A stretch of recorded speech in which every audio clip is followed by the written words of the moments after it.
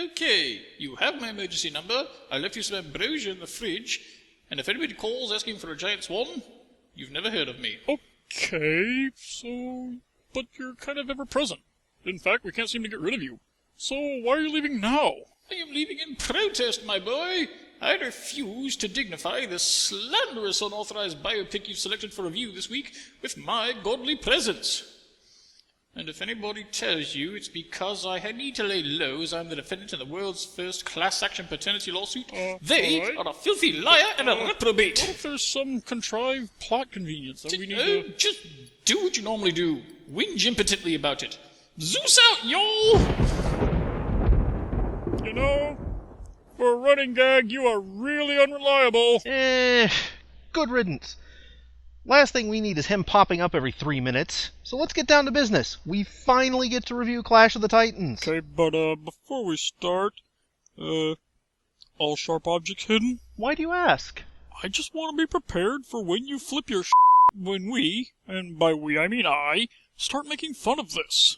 Jim, just because it's good doesn't mean it's not hilariously goofy. It's not perfect. I mean, it's not like we're watching Clue. But Clue isn't... Oh, yeah, what was that? I didn't hear you. Ladies and gentlemen and everything else, I'm Sunny Jim. That's Starch with a very sharp blade, and this is Rangoon Reviews.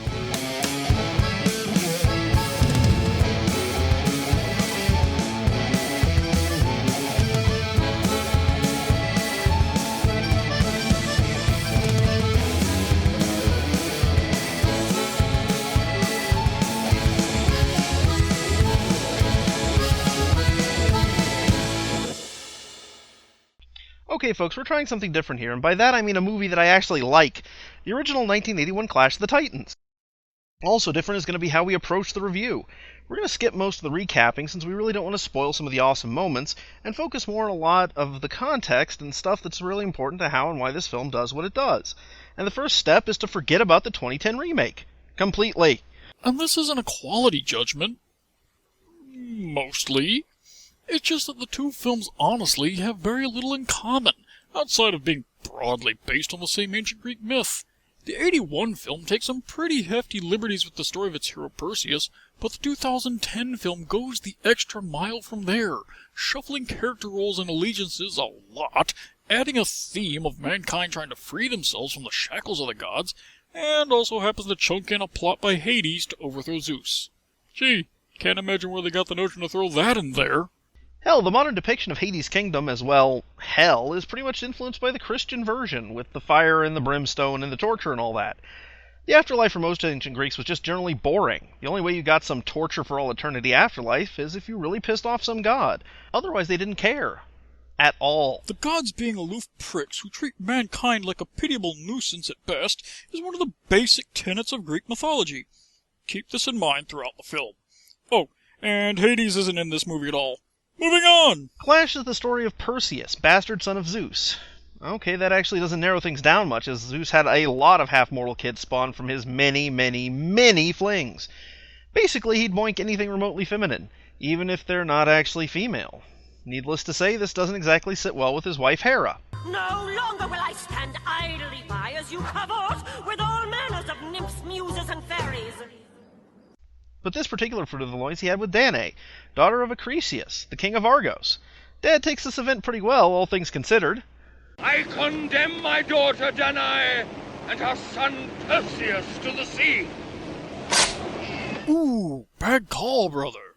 This is the first scene of the movie, and wouldn't you know, our first major deviation from the original myth.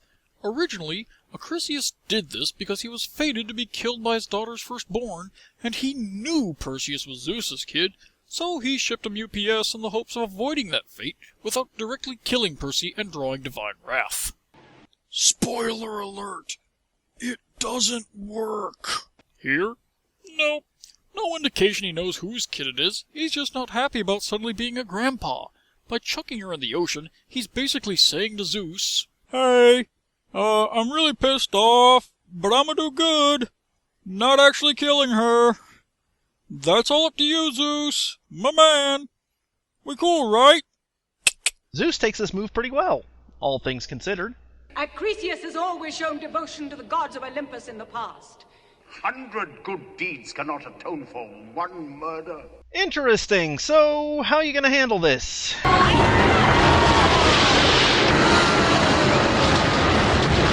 By murdering everyone in Argos. Okay, gotcha. Remember, folks, they're the gods. They can pretty much do whatever the hell they want. And they do. Actually, this sequence is a major part of why we chose Clash of the Titans, because we want to talk about this man, Ray Harryhausen. Before Terminator 2, if you needed a monster, it was either a guy in a suit, a puppet, a hand-drawn cartoon, or a stop-motion figure, and Harryhausen was the king of stop-motion effect.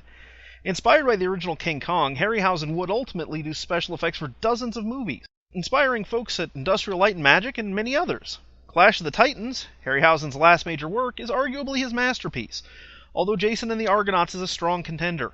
This whole sequence is pretty impressive in its use of miniature sets and process shots.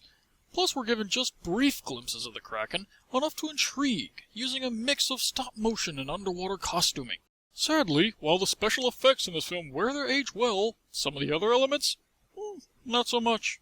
Yikes, he's bouncing and behaving. Yes, it's the ancient Greece of 1981, and the 1970s still hang like a musty Nehru jacket over fashion and hairstyles everywhere. The driving antagonist for this tale is Thetis, daughter of Poseidon, played by future Hogwarts instructor Maggie Smith. Their mortal son, Calibos, was a cruel tyrannical jerk, but more importantly, he was a cruel tyrannical jerk that torqued off Zeus. But at least here, Zeus shows a modicum of restraint, in that he doesn't wipe out an entire civilization in the process of his punishment. To be transformed to a mortal mockery. A shameful mark of his vile cruelty. Hey, Zeus customizes his action figures. Cool. Being a hideous man-goat lizard puts the brakes on Calibos' arranged marriage to Princess Andromeda of Joppa. And since Zeus has the attention span of a concussed border collie once the act of punishing someone is over with, he does nothing while Thetis and Calibos torment the hell out of Joppa in revenge for Zeus's revenge. Oh, and Thetis dumps Perseus, who was living happily on a tiny island at this time, in the middle of all this mess with the intention of maneuvering him into committing suicide by heroic deed. As a bonus, up yours to Zeus. This keeps with the Greek god's habit of jerking humans around, like parents using their kids as weapons during a nasty, backbiting divorce. Oh, and who wants to see the most mythologically accurate portion of this film? Why, once he even tried to ravish me, disguised as a cuttlefish. Did he succeed? Certainly not. I simply turned myself into a shark. Kinky. Okay, finally the movie is shifting to Perseus, who is naturally confused as to what's going on. You better get used to this expression. It's kind of his default state. At all times, he has the look of a man who's been hit with a fish. And enter the mentor. My name is Ammon. That's Burgess Meredith, the Penguin from the old Adam West Batman TV show, playing this movie's Obi-Wan Kenobi. He's not really a... Kinda funny, gray-haired old guy, taking in the 70s-haired teenage hero, guiding him on his great destiny. Well, it is kind of an old trope. Dude was made up for this movie. Yeah, but somebody's got to set Perseus on his... Here's how he's introduced. Who are you? First tell me where I am! Where? Well, that,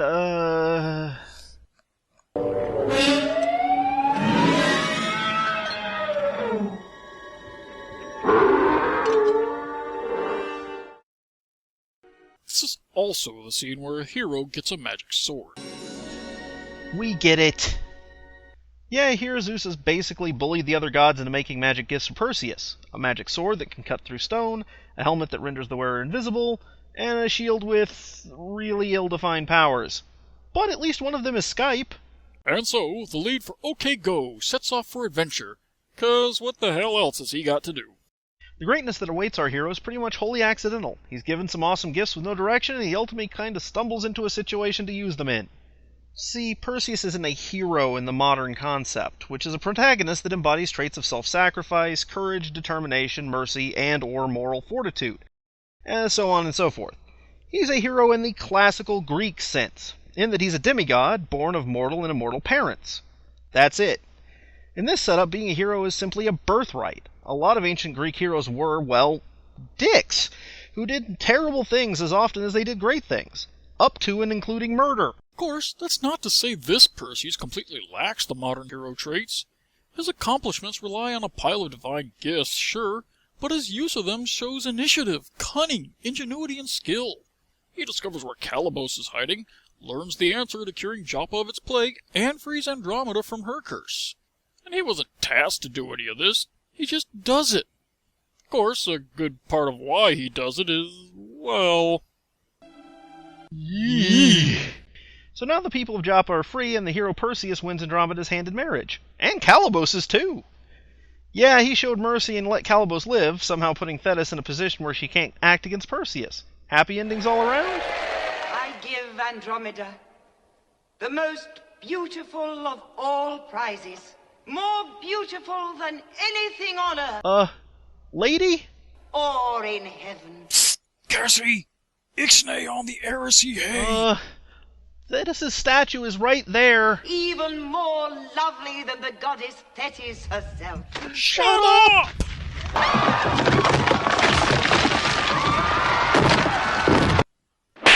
This is truly some gold medal level stupidity here.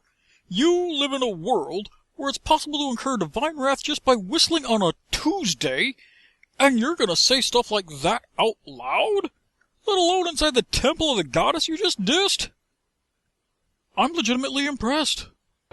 Your daughter Andromeda must be taken to the sacrificial rock at the edge of the sea, there bound and chained to the stone.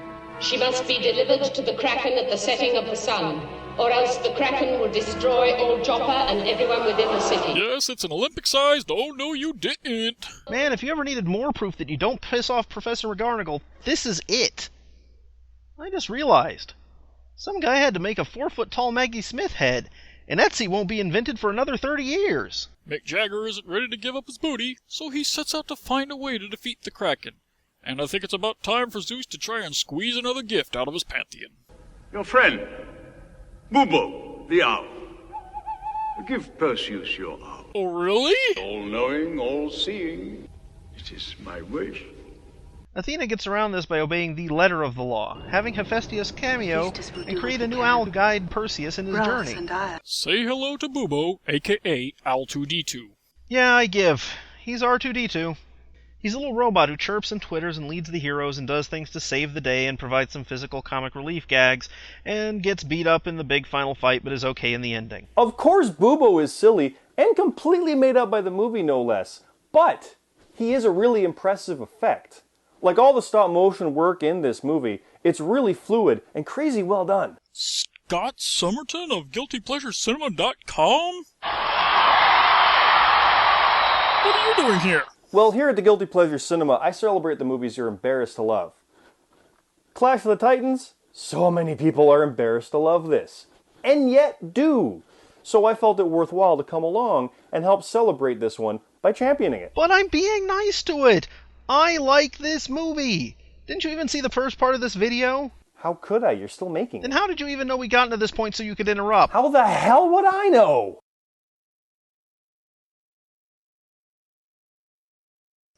I am so very, very confused. So anyway, now we're going to look at the remake. Actually, Bubo is just the most immediately glaring sign of Star Wars influence on this movie. For the first half of this film, Clash is very much shot and paced like an epic film of the 60s. It wants you to soak in each moment, and there are no reservations about slowly lingering on a set to make sure you know where you are. In this way, it is one of the last of its kind. Practical effects would have another decade of dominance on the screen after this. Leisurely pacing? Not so much. Today's cinema is pretty much defined by Lucas and Spielberg's zap-pow, gee-whiz pacing for adventure films.